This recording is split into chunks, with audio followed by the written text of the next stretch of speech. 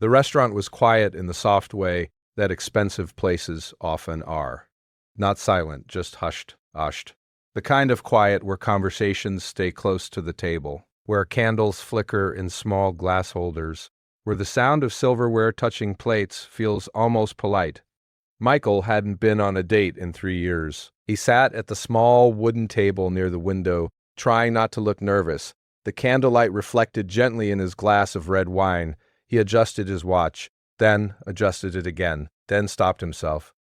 Across from him sat Emily. He wore a deep green dress, simple but elegant. Her blonde hair fell loosely over her shoulders.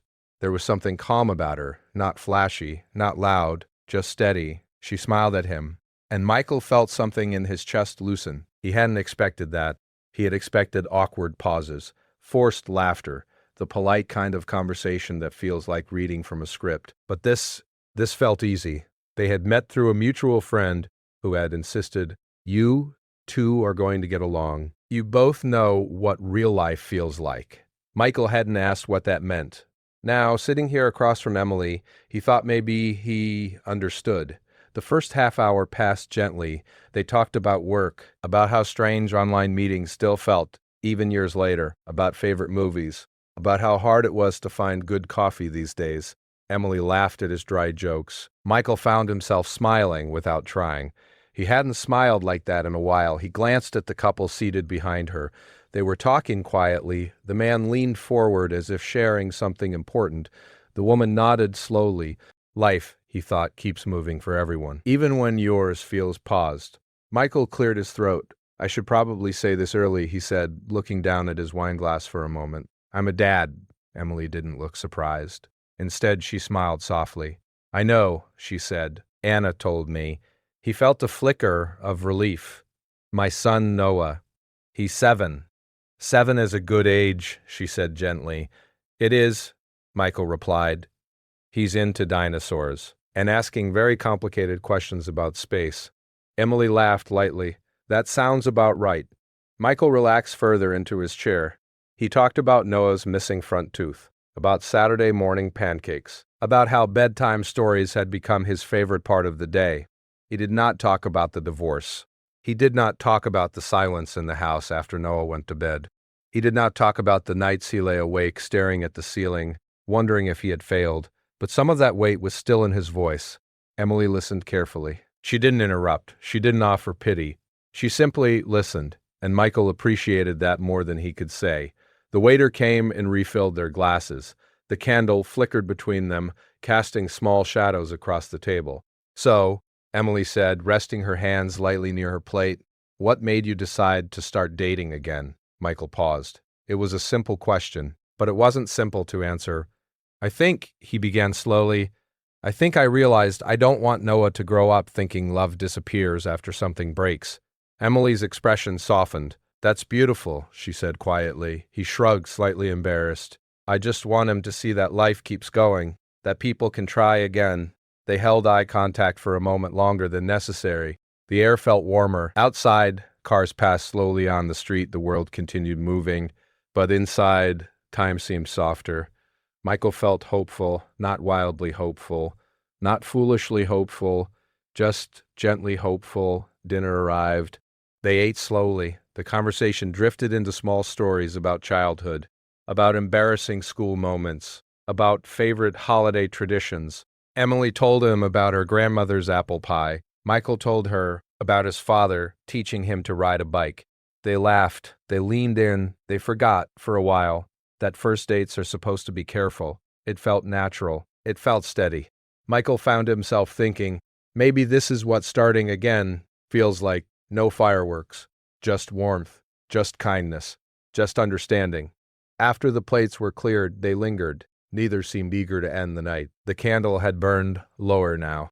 The restaurant felt even quieter. Michael rested his chin lightly against his hand, watching Emily speak. He liked the way she thought before answering, the way her words felt measured. He was beginning to picture what a second date might look like. Maybe coffee, maybe a walk in the park, maybe introducing her to Noah. Someday, not soon, but someday. Emily took a slow breath. There was a shift in her posture. A small one, but noticeable. She looked down briefly at her hands, then back at him. Michael, she said gently, there's something I should probably tell you. He straightened slightly, sensing the change.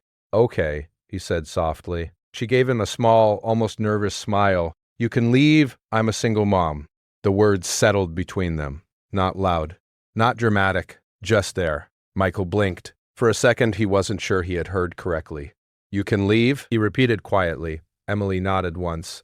I like being honest early. It saves people time. I have a daughter. She's 5. She waited.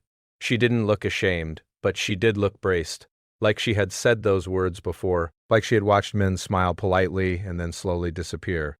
Michael felt something shift inside him, not disappointment, not fear, something else. He leaned back slightly, studying her expression. You think I'd leave because you're a mom? He asked gently. She held his gaze. Some do. There was no bitterness in her voice, just truth. Michael sat with that for a moment. He thought about Noah, about how protective he felt of him, about how complicated his own dating life had felt because he carried that responsibility. He looked at Emily differently now, not as a surprise, not as an obstacle. You were ready for me to stand up, he said quietly. She gave a small, sad smile, prepared at least. Michael shook his head slowly. Emily watched him carefully. The restaurant around them continued its quiet rhythm. Glasses clinked. Chairs shifted softly. Michael reached for his wine glass, then paused, then placed it back down without drinking. My ex-wife left when Noah was 4, he said calmly. For a while, I thought that meant I had somehow ruined the idea of family. Emily listened, her expression gentle. But the last 3 years, he continued, they've taught me something. Family isn't about perfection. It's about showing up. He leaned forward slightly. You showing up for your daughter, that's not a red flag. He paused. That's a green one. Emily blinked. For a moment, she didn't speak. Her eyes shimmered slightly in the candlelight. You're not upset? She asked quietly. Michael smiled softly. Emily, I already told you I have a 7-year-old who believes dinosaurs might still exist in our backyard. I'm not exactly living a child-free bachelor life. A small laugh escaped her. The tension at the table eased. But something deeper had shifted. The air between them felt different now, more honest, more real. Emily exhaled slowly. I just didn't want to waste your time, she said. You didn't, Michael replied. They sat quietly for a moment, 2 single parents, 2 people who had once built something that fell apart, 2 people trying again, not because they were naive, but because they still believed in love. Michael looked at her carefully. What's her name? He asked gently. Emily's face lit up. Lily, he smiled. 5. Huh, that's a fun age. She thinks she's 16, Emily said with a small laugh. Michael chuckled. Noah thinks he's a paleontologist. They both laughed softly. The conversation began to flow again, but it was different now, less guarded, more grounded. They talked about parent-teacher meetings, about packing lunches, about the strange guilt that comes with working too much, and worrying you're not working enough. They shared stories about bedtime routines, about tiny hands reaching for theirs in the dark, about the way children ask questions that adults avoid. Michael felt something steady growing inside him. Respect, understanding, maybe even admiration. This wasn't just a date anymore. This was 2 worlds quietly overlapping. After a while, the waiter approached again, asking if they wanted dessert. They looked at each other. Should we? Emily asked playfully. Michael smiled. I think we've earned it. They ordered 1 slice of chocolate cake to share. It felt symbolic somehow, sweet, simple, shared. As they split the dessert, Michael noticed how relaxed Emily seemed now. The guarded look had softened. Her shoulders were no longer tense.